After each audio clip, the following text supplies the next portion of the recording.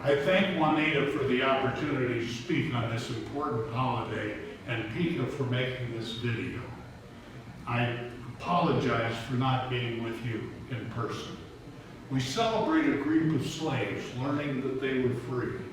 Imagine how excited they must have been to think that their days of bondage were over.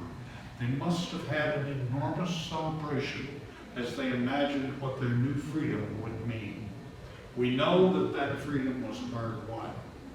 We also know that it has not yet been fully realized. The progress to true freedom and complete citizenship for African Americans has been slow and difficult. It has not yet been fully achieved. One reason for this slow progress has been the Second Amendment of the United States Constitution. The Second Amendment is usually thought of as the gun amendment. Actually, it is a slave amendment. The Second Amendment states, a well-regulated militia being necessary to the security of a free state, the right of the people to keep and bear arms shall not be infringed.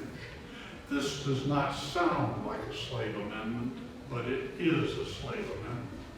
I learned that the Second Amendment is a slave amendment from a book I recently encountered titled The Second, Race and Guns in a Fatally Unequal America by Carol Anderson, a professor at Emory University.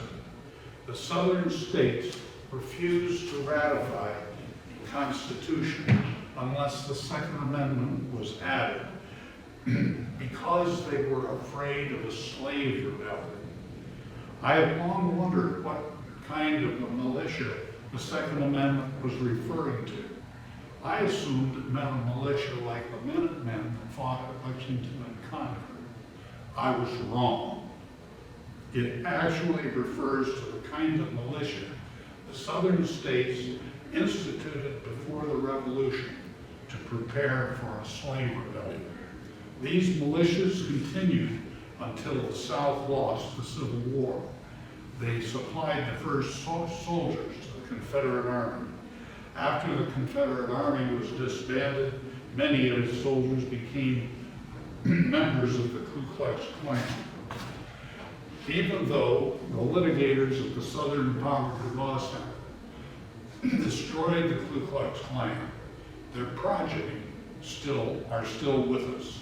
Among them are the militias that demonstrated in Charlottesville in favor of Confederate monuments, and those who attacked the United States Capitol on January 6th.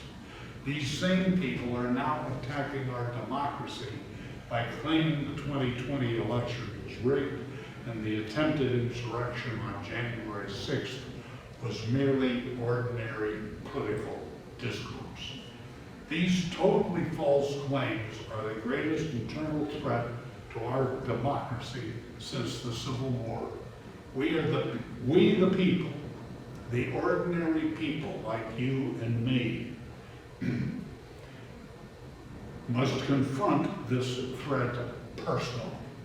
That means being informed by watching the January 6th congressional hearings and knowing the Senate and congressional candidates.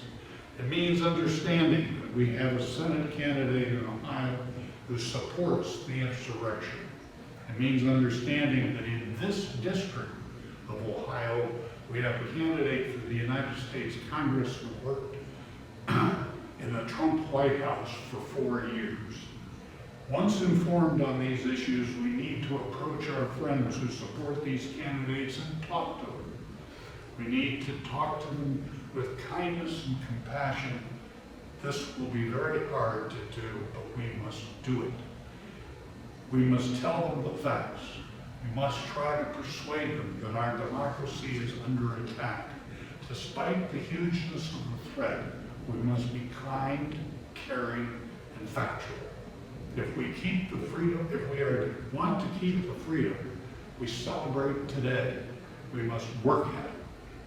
That means asking your friends and neighbors who support us to talk to their friends and neighbors who still believe the big lie. Democracy is threatened like it's never been threatened before. We must work harder than we have word if we are to preserve it. Thank you.